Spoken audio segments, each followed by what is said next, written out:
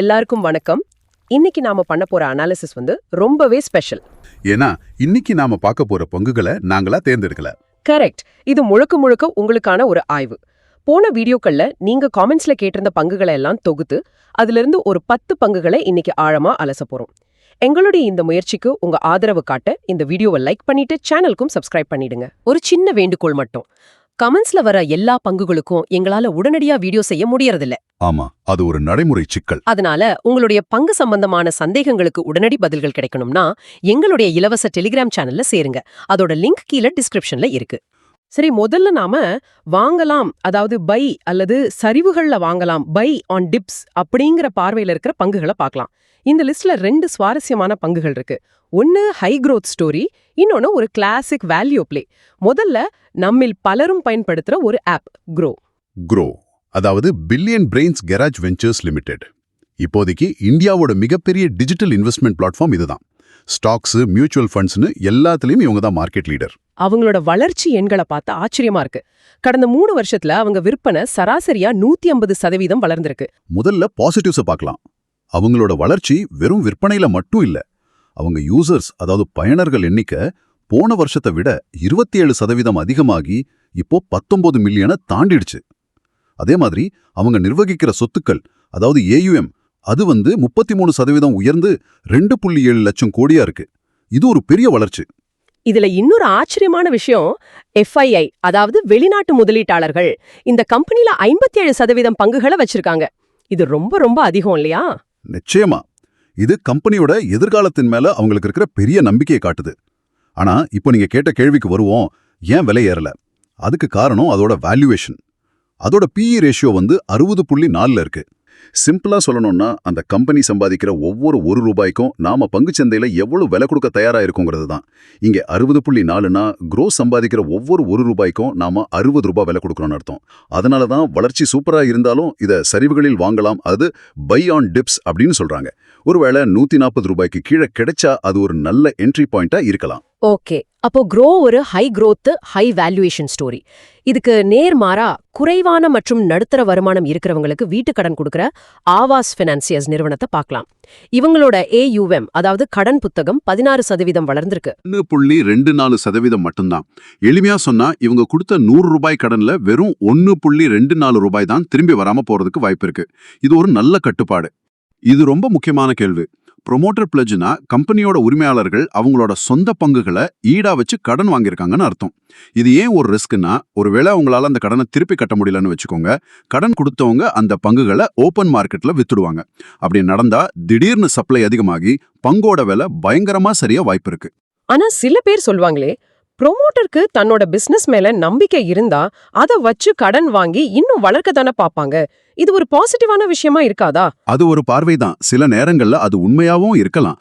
ஆனா ஒரு முதலீட்டாளரா நாம எப்பவுமே மோசமான சூழலுக்கு தயாராக இருக்கணும். 54% பிளெட்ஜுங்கிறது நிச்சயம் கவனிக்க வேண்டிய ஒரு இடர்தான். இருந்தாலும் கம்பெனியோட வலுவான வளர்ச்சி மற்றும் சொத்து தரத்தை கருத்தில் கொண்டு இதோட இன்வெஸ்ட்மெண்ட் வியூ வாங்கலாம், அதாவது பை என்பதாக இருக்கு. அடுத்து நம்ம வாங்கலாம் லிஸ்ட்ல இன்டர்நேஷனல் ஜெமாலஜிக்கல் இன்ஸ்டிடியூட், சுருக்கமா IJIL. இவங்க வைரங்களுக்கு சர்டிபிகேட் கொடுக்கிற ஒரு உலகளாவிய நிறுவனம். இவங்களோட ஃபினான்ஷியல் நம்பர்ஸ் ரொம்பவே கவர்ச்சிகரமா இருக்கு.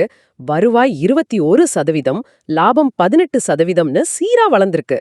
முக்கியமா ROE 32.5% இருக்கு. ROE, அதாவது ரிட்டர்ன் ஆன் எக்விட்டி. இது ஒரு நிறுவனம் முதலீட்டாளர்களோட பணத்தை வச்சு எவ்வளவு திறமையா லாபம் பாக்குதுங்கிறத காட்டுற ஒரு அளவுகோல்.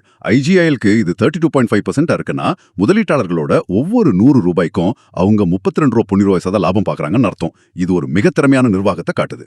ஓகே, அது மட்டும் இல்லாம இது கடன் இல்லாத நிறுவனமும் கூட இல்லையா?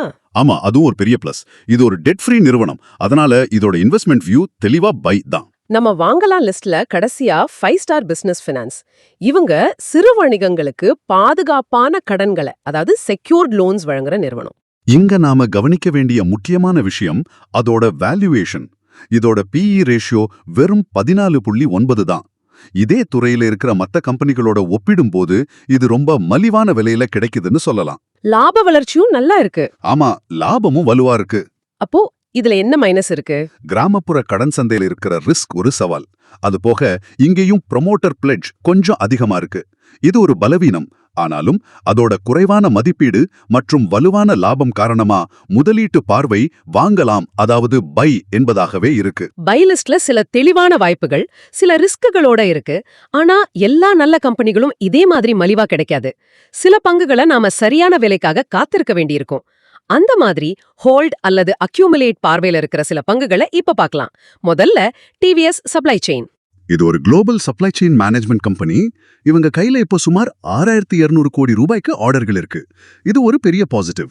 ஆனா கடந்த ஒரு வருஷத்துல மட்டும் பங்கு விலை சுமார் 45% சரிஞ்சிருக்கு. இது முதலீட்டாளர்களுக்கு பெரிய ஏமாற்றமாச்சே. என்ன நடக்குதுங்க? இதோட PE ரேஷியோ 146னு பார்த்தா தலை சுத்திடும். ஆனா பயப்பட வேண்டாம். இது கடந்த கால நஷ்டத்தோட தாக்கத்தால வந்த நம்பர். நாம பார்க்க வேண்டியது என்னன்னா, இவங்களோட லாபம் போன வருஷத்தை விட 54% அதிகரிச்சிருக்கு. இது ஒரு வலுவான மீண்டு வருவதற்கான அறிகுறி, ஒரு டர்ன் அரவுண்ட் சிக்னல். அப்போ இது ஒரு டர்ன் அரவுண்ட் ஸ்டோரி. அதனாலதான் இப்போதைக்கு வாங்காம ஹோல்ட் பண்ண சொல்றாங்களா? கரெக்ட். ப்ரொமோட்டர் பிளெட்ஜ் 29% இருக்கிறது ஒரு மைனஸ். உலகளாவிய சரக்கு போக்குவரத்து பிரிவும் கொஞ்சம் பலவீனமா இருக்கு. அதனால இப்போதைக்கு இதை வைத்திருக்கலாம், அதாவது ஹோல்ட் என்றும், ஒருவேளை 100 ரூபாய்க்கு கீழே கிடைத்தால் சேகரிக்கலாம், அதாவது அக்யூமுலேட் என்றும் ஒரு பார்வை இருக்கு. அடுத்த கம்பெனி எனக்கு ரொம்ப பரிச்சயமானது, சீரா சானிட்டரி வேர். எல்லா கடைகள்லயும் சீரா தயாரிப்புகள் தான் முன்னாடி வச்சிருந்தாங்க. அந்த அளவுக்கு ஒரு பிராண்ட். ஆனா பங்கு விலை வளரவே இல்லையே, ஏன்? நீங்க சொல்றதுதான் இதோட பலமும் பலவீனமும். இது ஒரு கடன் இல்லாத, கையில அதிக பணம் வச்சிருக்கிற நிறுவனம்.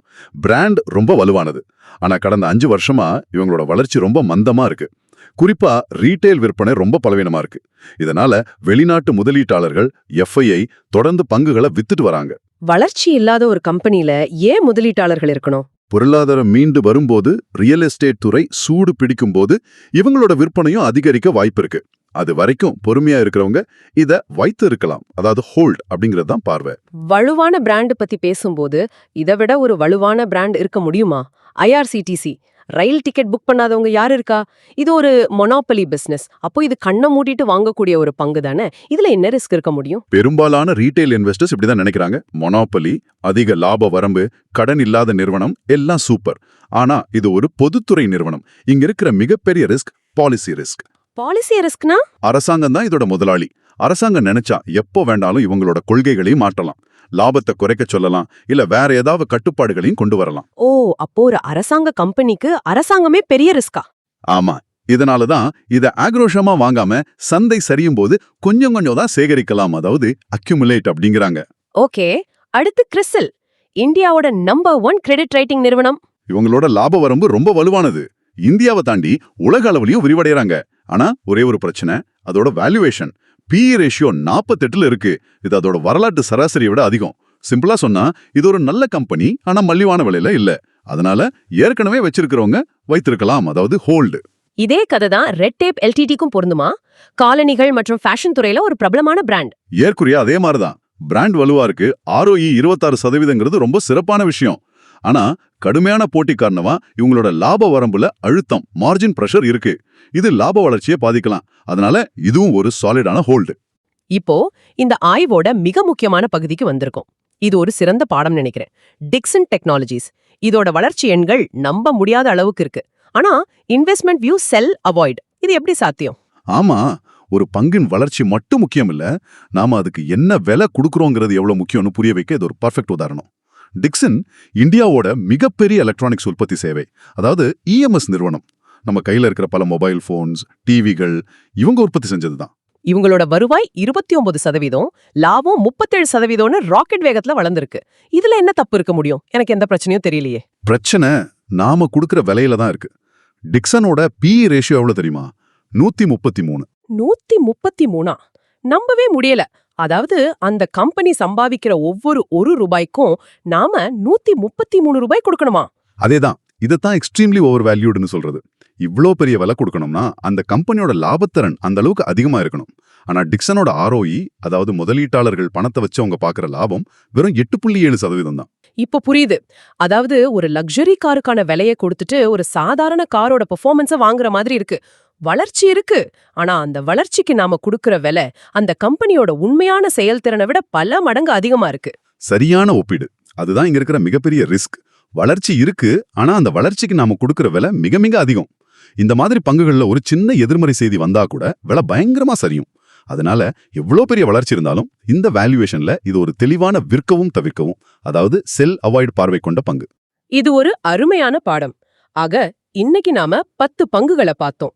சில பங்குகள் வளர்ச்சி பாதையில இருக்கு, சில சவால்களை சந்திக்குது. ஆனா இந்த எல்லாத்தையும் தாண்டி வேல்யூனேஷன் மற்றும் ப்ரொமோட்டர் பிளெட்ஜ் மாதிரியான விஷயங்கள் எவ்வளவு முக்கியம்னு நல்லாவே புரிஞ்சுது. இந்த ஆய்வு உங்களுக்கு ஒரு தெளிவை கொடுத்திருக்கோன்னு நம்புறேன். சரி, உங்க கருத்துக்களை சொல்லுங்க. அடுத்து எந்த பங்கை நாங்க ஆய்வு செய்யணும் அத கமெண்ட்ஸ்ல சொல்லுங்க. இந்த வீடியோவை பார்த்ததுக்கு ரொம்ப நன்றி. ஒரு முக்கியமான குறிப்பு, இங்க பேசினது எல்லாமே உங்க தகவலுக்காகவும் கல்வி நோக்கங்களுக்காகவும் கட்டும்தான். எந்த ஒரு முதலீட்டு முடிவும் எடுக்கிறதுக்கு முன்னாடி உங்க நிதி ஆலோசகர்கிட்ட, ஃபைனான்சியல் அட்வைசர் கிட்ட கலந்து பேசுங்க.